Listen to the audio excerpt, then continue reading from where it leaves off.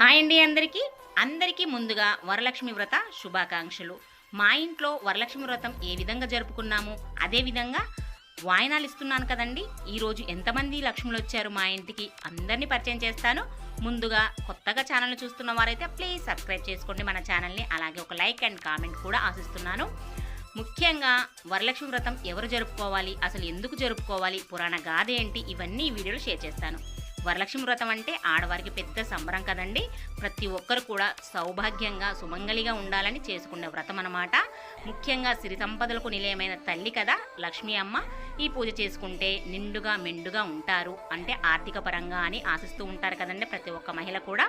ఇంకా ఇంటిల్లి పాదంతా కూడా చక్కగా సాంప్రదాయంగా దుస్తులు ధరించి ఈ పూజ అనేది జరుపుకుంటూ ఉంటారు. ముందుగానే ఇంకా నేను సారీ అనేది ఇలా కట్టుకున్నానండి అమ్మవారికి. ఇంకా ఒకటే రోజు చేయాలంటే కష్టం అవుతుంది కదా, అందుకే ముందు రోజే ఇలా శారీ అనేది కట్టేసుకున్నాను. నెక్స్ట్ డే అనమాట, అంటే శుక్రవారం పూట ఉదయాన్నే ఇల్లంతా శుభ్రంగా ఉంచుకోవాలి. ఎందుకంటే అమ్మవారి పూజ కదా. నేను ఎప్పుడు చెప్తూ ఉంటాను కదా, లక్ష్మీదేవి పూజ అన్నా ఏ పూజ అన్నా కూడా శుభ్రత చాలా ముఖ్యమండి. ఎక్కడైతే శుభ్రంగా సుగంధభరితంగా ఉంటుందో అక్కడ అమ్మ నిలయమే ఉంటుంది అని చెప్తూ ఉంటాను కదా.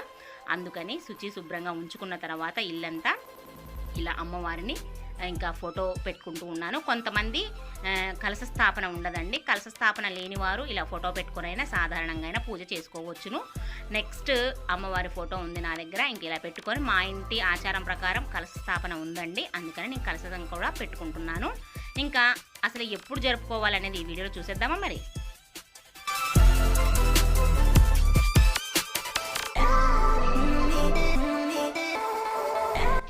వరలక్ష్మి వ్రతం శ్రావణ మాసం శుక్లపక్షంలో పౌర్ణమికి ముందు వచ్చే శుక్రవారాన్ని వరలక్ష్మి వ్రతంగా జరుపుకోవడం ఒక హిందూ ఆచారం అండి.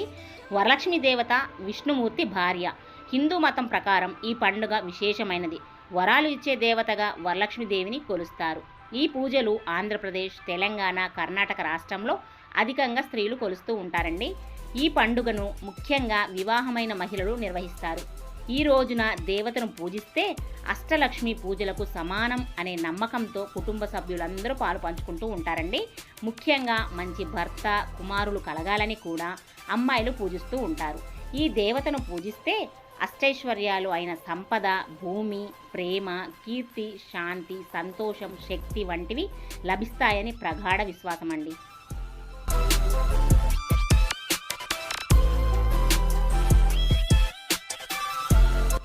ఇంకా నేను కలశ స్థాపనకి ఇంకా పట్టు శారీ కట్టేసుకొని వచ్చానన్నమాట. అంటే ముందుగా పనులన్నీ అవ్వాలి, ఆ తర్వాత ప్రసాదాలు కూడా కావాలి కదండి. ఇంకా స్టవ్ దగ్గర ఉంటే మొత్తం చెమట కదా, మళ్ళీ ఒకసారి స్నానం చేసి ఇంకా పట్టు వస్త్రాలు అంటే చీర కట్టుకొని వచ్చానన్నమాట.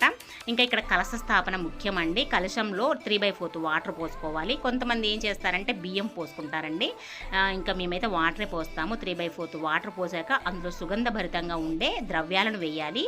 అవి ఏంటి అనేది కూడా మీకు చెప్తాను. ముందుగా పసుపు, కుంకుమ, అక్షంతలు, ఒక 1 రూపీ కాయిన్ వేయాలి. యాలకు, లవంగు కూడా వేయొచ్చండి. లవంగాలు వేయలేదు నేను, యాలకు వేసాను అనమాట. ఆ తర్వాత సుగంధభరితంగా ఉండే ద్రవ్యాలు ఏంటి అంటే పచ్చకర్పూరము, జవ్వాది, అరగజ వేశానండి. సుగంధభరితంగా ఎక్కడైతే ఉంటుందో అమ్మ అక్కడ తిష్ట వేసుకొని కూర్చుంటుంది అని పురాణాలే చెప్తూ ఉన్నాయి కదండి. అందుకే సెంటు కూడా తప్పకుండా వాడాలండి ఈ పూజలో. ఇది తోరం అంటారండి. తోర గ్రంథి పూజ కూడా ఉంటుంది. ఈ తోరం వచ్చేసి 9 ముడులు 9 పోగులతోటి వేస్తారండి. 9 ముడులైనా వేయచ్చు. 9 ముడుల మధ్యలో మనం పువ్వులు కూడా అల్లుకొని పెట్టుకోవచ్చు అనమాట. ఒకటి లక్ష్మీ అమ్మవారికి, తర్వాత మనకొకటి, నెక్స్ట్ ఎంతమంది వాయనానికి పిలుస్తామో లక్ష్ములకి అంతమందికి మనం తోరాలు కట్టుతూ ఉండాలన్నమాట. ఇది ఒక ఆచారం కూడా. ఇది తోరగ్రంథి పూజ కూడా జరుగుతుంది. ఎలా జరగాలనేది ప్రీవియస్ వీడియోలో కూడా షేర్ చేస్తున్నాను, ఒకసారి చెక్ చేసేయండి. ఆ తర్వాత ఇది రూపు అండి. అంటే కొంతమంది స్తోమతను బట్టి రూపు కొనుక్కొని రూపు వేసుకుంటూ ఉంటారు. లేదంటే పసుపు కొమ్ము ఉంటుంది కదండి, పసుపు కొమ్ముకు కూడా 9 పోరలు దారాలు కట్టి మనం పసుపు కొమ్మును కూడా అలంకరించి అమ్మవారి కలశానికి ఇలా వేసుకోవచ్చు.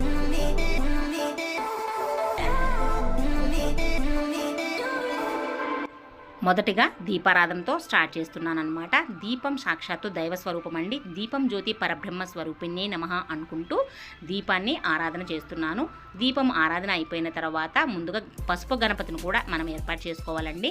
ఎందుకంటే వ్రతం కానీ నోములు కానీ ఏ పూజ చేసినా కూడా గణపయ్యను మొదటిగా ఆరాధించిన తర్వాతనే మనం పూజ అనేది స్టార్ట్ చేయాలి. ఎటువంటి విఘ్నాలు లేకుండా చూడు తండ్రి అని చెప్పుకున్న తర్వాతనే మనం పూజ అనేది స్టార్ట్ చేయాలి. ఇంకా ఇక్కడ దీపారాధన అయిపోయిన తర్వాత అంటే మనం తెచ్చుకున్న పూజా సామాగ్రి చేసిన నైవేద్యాలు కూడా పక్కనే పెట్టుకోవాలండి. అంటే పొద్దాక లేవకుండా డిస్టర్బెన్స్ లేకోకుండా మనం కూడా పూజలో ఏకాగ్రతతో మనం అక్కడే కూర్చున్నాం అనుకోండి సరిపోతుంది. అంటే పక్కనే పెట్టుకొని మనం పూజ అనేది స్టార్ట్ చేసుకున్నాం అనుకో ఏ డిస్టర్బెన్స్ ఉండదు.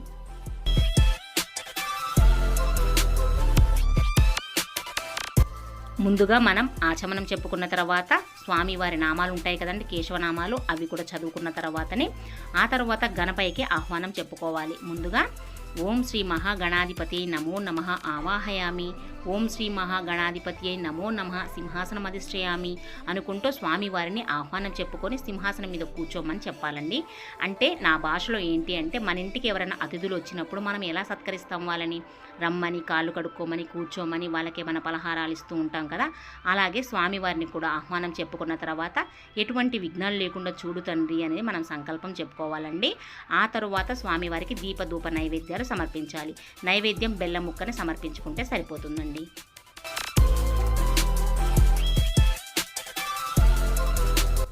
ఇక్కడ గణపయ్యకు తాంబూలం సమర్పించుకున్నాను. ఆ తరువాత అమ్మవారికి కూడా తాంబూలాన్ని సమర్పించుకోవాలండి.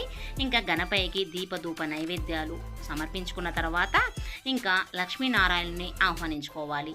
నేను లక్ష్మీనారాయణుని ఏంటి అని అనుకుంటున్నారా?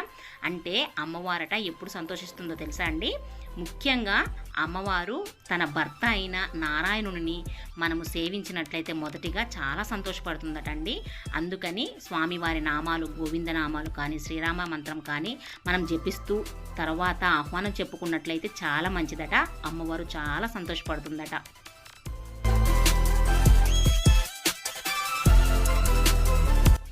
ఇక్కడ తోరగ్రంథి పూజ అండి. ఈ తోరం వచ్చేసి 9 పొరలతో కట్టుకోవాలని చెప్పాను కదా.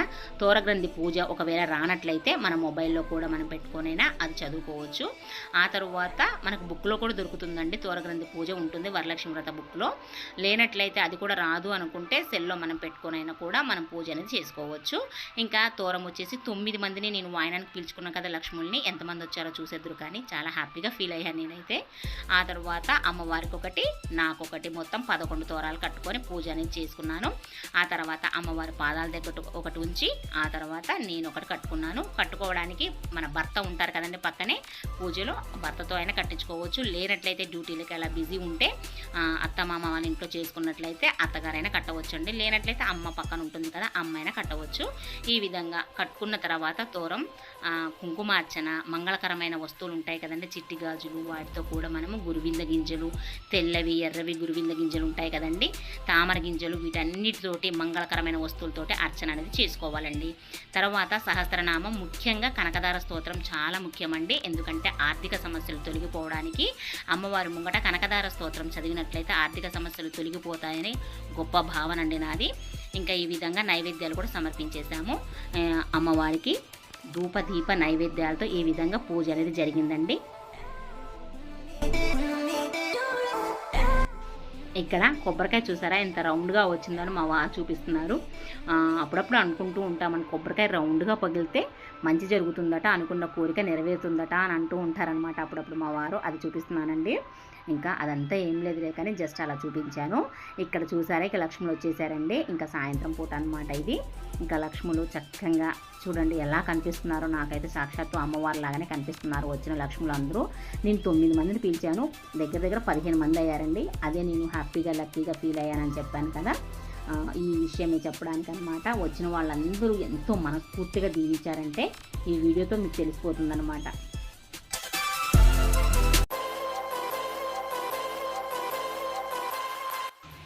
మన ఇంటికి వచ్చిన లక్ష్ములకి ఎలా ఆతిథ్యం ఇవ్వాలి, ఎలా సత్కరించుకోవాలి వాళ్ళని అనేది ఈ వీడియోలో షేర్ చేయబోతున్నానండి. అదేనండి వాయినాల ప్రక్రియ అనమాట.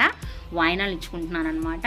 ఇంకా నేను లాస్ట్ ఇయర్ ఒక 5 మెంబర్స్కే ఇచ్చాను, ఈసారి 9 మెంబర్స్ అనుకున్నాను, ఇంకా 15 మెంబర్స్ దాకా అయ్యారు. అదే నేను చెప్పబోతున్నాను. చాలా హ్యాపీగా ఫీల్ అయ్యాను అనమాట. నేను చాలా సంతోషం అనిపించింది. లక్ష్మీ అమ్మవారి పూజ అంటే ఇలా వచ్చారంటే దానికి అర్థం ఏంటో తెలుసా అండి? ప్రతి ఒక్క ఆడపిల్ల దేని కోరుకుంటుంది? సౌభాగ్యంగా నిండుగా మెండుగా ఉండాలనిగా కోరుకుండేది. పసుపు కుంకుమలు ఎప్పుడు నిండుగా ఉంటే మనమంతా హ్యాపీనే కదండి. అందుకని పసుపు కుంకుమల కోసమైనా ఆడవారు ప్రతి ఒక్కరు వస్తూ ఉంటారనమాట లక్ష్మీ అమ్మ పూజకు.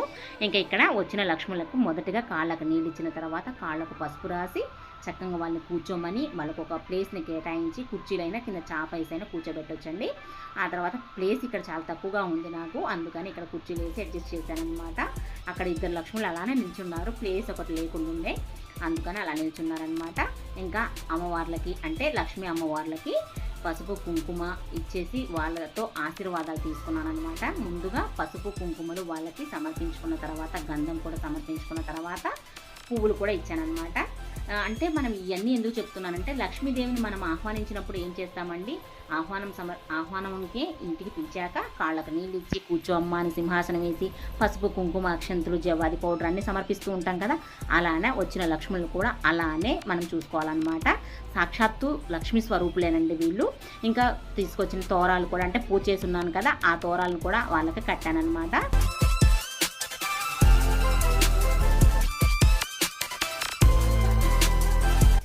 ఇక్కడ వరలక్ష్మి వ్రతం యొక్క పురాణ గాథ కూడా ఒకటి ఉందండి. స్కాంద పురాణంలో పరమేశ్వరుడు వరలక్ష్మి వ్రతం గురించి పార్వతీదేవికి వివరించిన వైనం ఒకటి ఉంది. లోకంలో స్త్రీలు సకల ఐశ్వర్యాలను పుత్ర పౌత్రాదులను పొందేందుకు వీలుగా ఏదైనా ఓ వ్రతాన్ని సూచించమని పార్వతీదేవి ఆ మహాదేవుణ్ణి కోరుతుందట. అప్పుడు శంకరుడు గిరిజాకు అంటే పార్వతీ అమ్మకు వరలక్ష్మి వ్రతం మహత్యాన్ని వివరిస్తాడట. అదే సందర్భంలో శివుడు ఆమెకు చారుమతీదేవి వృత్తాంతాన్ని తెలియజేశాడట. భర్త పట్ల ఆదరణాన్ని, అత్తామామల పట్ల గౌరవాన్ని ప్రకటిస్తూ చారుమతి ఉత్తమ ఇల్లాలుగా తన బాధ్యతలను నిర్వహిస్తూ ఉండేది. మహాలక్ష్మీదేవి పట్ల ఎంతో భక్తి శ్రద్ధలు కలిగి చారుమతి అమ్మవారిని త్రికరణ శుద్ధిగా పూజిస్తూ ఉండేదట. ఆ మహాప్రతివత పట్ల వరలక్ష్మీదేవికి అనుగ్రహం కలిగి స్వప్నంలో ఆమెకి దర్శనమిస్తుందట. శ్రావణ శుక్ల పౌర్ణమునకు ముందుగా వచ్చే శుక్రవారమున తనను ఆరాధిస్తే కోరిన వరాలన్నీ ఇస్తానని ఆమెకు మహాదేవి అంటే లక్ష్మీదేవి అభయమిస్తుందట. అమ్మ ఆదేశానుసారంగా వరలక్ష్మి వ్రతాన్ని ఆచరించి చారుమతి సమస్త సిరి సంపదలను అందుకుందని ఈశ్వరుడు గౌరికి వివరించాడట. పురాణ కథనం ప్రకారం ఇది తెలుసండి నాకు. దాంతో పార్వతీదేవి కూడా ఈ వ్రతాన్ని ఆచరించి వరలక్ష్మీదేవి కృపకు పాత్రురాలైందని చెబుతూ ఉంటారు.